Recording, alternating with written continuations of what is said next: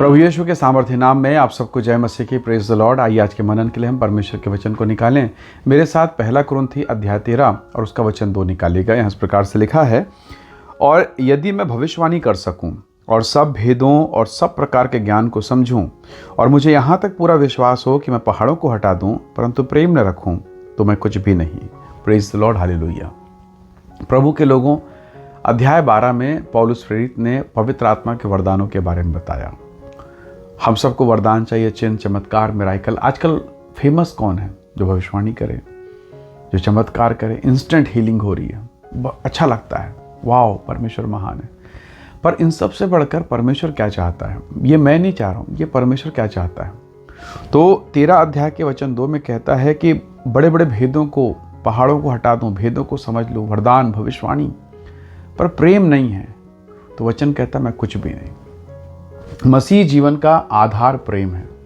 बहुत सारे परिवार हैं, बहुत सारी कलीसियां हैं जहां सब कुछ है, बस प्रेम नहीं है। जैसे बस के भीतर में हल्ला गुल्ला होते रहता, धक्का मुक्की, हल्ला गुल्ला, पर बस आगे बढ़ रहा है, यात्रा चल रहा है, पर कितना शोर शराबा। वैसे ही कई परिवार हैं जो चलते चले जा रहे हैं, कलीसियां चलते चले जा रही हैं, पर हल्ला गुल्ला, धक्का मुक्की, यही सब चल रहा है, प्रेम नहीं है। हम रोज पश्चाताप करते हैं, परमेश्वर मुझे आत्मा से भर, मुझे वरदानों से भर, प्रेम नहीं है। आपको याद होगा उत्पत्ति की किताब अध्याय 4 में एक ही घर के 2 बच्चे हैं, सगे भाई, कैन और हाबिल, और दोनों बड़े उत्तम मन से परमेश्वर के पास आए भेंट देने के लिए। एक किसान था, एक भेड़ों का चरवाहा, दोनों ने दिया, पर एक ने बुरे मन से दिया और एक ने अच्छे मन से दिया। एक ने बढ़ती में से दिया और एक ने बढ़ती में से घटा के दिया। परमेश्वर के लोगों, प्रभु ने का भेंट जब ग्रहण नहीं किया, जब कैन का भेंट ग्रहण नहीं हुआ, वो क्रोधित हो गया, गुस्से से भर गया। ये गुस्सा कहाँ से आया, ये क्रोध कहाँ से आया? और परमेश्वर ने भेंट ग्रहण नहीं किया ना, इसमें हाबिल की क्या गलती? पर वो क्रोधित होकर उसने अपने भाई पर हमला किया और उसे मार डाला। दोनों निकले थे आराधना करने के लिए, दोनों निकले थे प्रार्थना करने के लिए, दोनों निकले थे परमेश्वर से भेंट करने के लिए, और हुआ क्या? एक भाई ने दूसरे भाई को मार डाला। किस लिए मारा? क्या यह धर्म के काम के लिए था, या जलन या कपट या छल के कारण, या जो भी हो? तो प्रभु के लोगों, बहुत बार हम परमेश्वर के साथ हैं, हम प्रभु की आराधना कर रहे हैं, पर भाई भाई में नहीं बन रहा है, सास बहू में बिल्कुल नहीं बन रहा है, और एक ही घर में एक ही जगह बैठ के खाना खा रहे हैं, एक ही कमरे में एक ही जगह पे हैं, पर जम नहीं रहे, बन नहीं रहा है। और बाहर घर के सामने लिखा है, Christ is the head of this house, Yeshu Masih इस घर का मुखिया है, पर अंदर जाके देखो तो मुखिया कोई और बैठा है। प्रार्थना करें, प्रभु आत्मा से भर दे मुझे, पवित्र आत्मा से भर दे मुझे, पर अंदर में क्रोध, जलजलाहट, छल, कपट, क्षमा न करना, प्रेम न करना भरा पड़ा है। अगर पहला कुरिन्थी उसके 13 अध्याय के 2 वचन को हमने पढ़ा, इसके अंतिम पद को, 13 पद को पढ़ें तो लिखा है, अब विश्वास, आशा, प्रेम, ये तीनों स्थायी हैं, परमानेंट है, और इन सब से बड़ा प्रेम है। हालेलुया। प्रभु हमें प्रेम करने वाला हृदय प्रदान करें। आज बहुत सारे मसीही परिवार की ये बड़ी समस्या है, पति और पत्नी के बीच में बड़ी समस्या है। छोटी छोटी बातों में क्रोध, आवेश, गुस्सा, प्रेम बिल्कुल नहीं है। और हाँ, ये परिवार, घराना आत्मिक वरदान में बहुत अच्छा है, बढ़ रहा है, कलीसिया की गतिविधियों में बढ़ रहा है, पर भीतर प्रेम नहीं है। कई बार कलीसियाओं में भी प्रेम नहीं है। कई बार ये लोग कहते हैं कि इस कलीसिया में प्रेम नहीं, तो फिर कलीसिया किससे बना? आपसे और मुझसे। हम एक दूसरे से प्रेम नहीं करेंगे तो फिर प्रेम पैदा कहाँ से होगा? प्रेम बनेगा कैसे, बढ़ेगा कैसे? तो वचन हमसे ये आशा करता है, परमेश्वर का वचन हमसे ये आशा करता है, इन सब से बड़ा प्रेम है, और अगर प्रेम नहीं है तो हम कुछ भी नहीं है। एक परिवार है और परिवार में सब प्रभु के भक्ति में लीन हैं, पर भाई बहन का बनता नहीं है।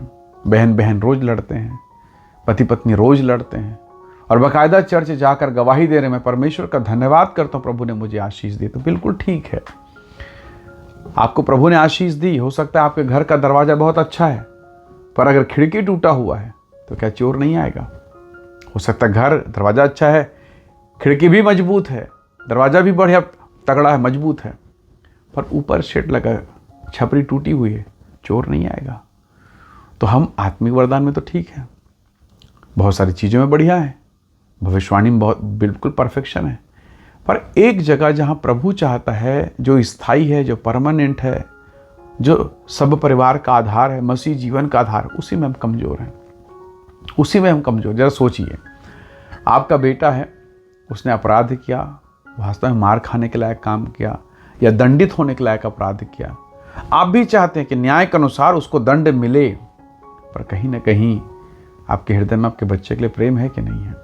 यही प्रेम तो परमेश्वर के दिल में था।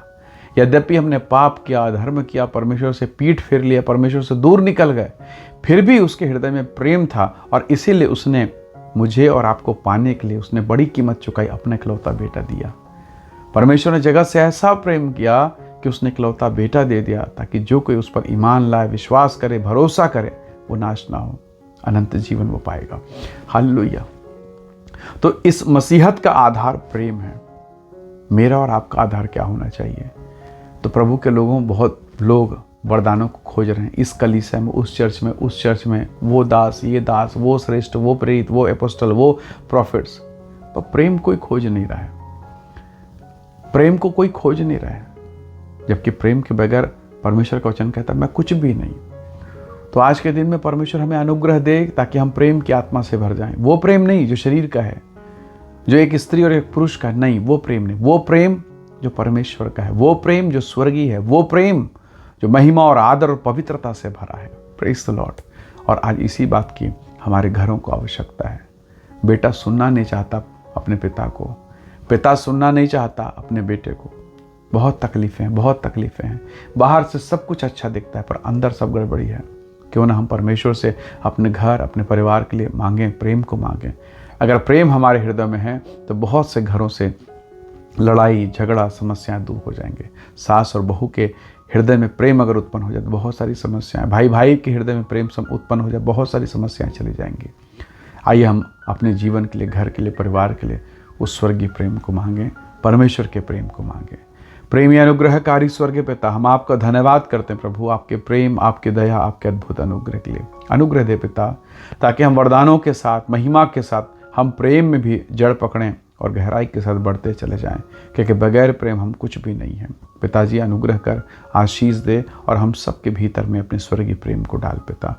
जो लोग बीमार, दुर्बलता, निराशा, हताशा में है, वे सब यीशु के नाम से आनंदित, हर्षित और चंगे हो जाएं। परमेश्वर की महिमा इनके जीवन में कार्य करे, प्रत्येक के संग साथ हो। धन्यवाद पिता, प्रार्थना सुनने के लिए प्रभु यीशु के सामर्थ्य नाम से मांगते हैं। आमीन, आमीन। प्रभु आप सबको बहुत ऐसे आशीष दे। Praise the lord. जय मसीह।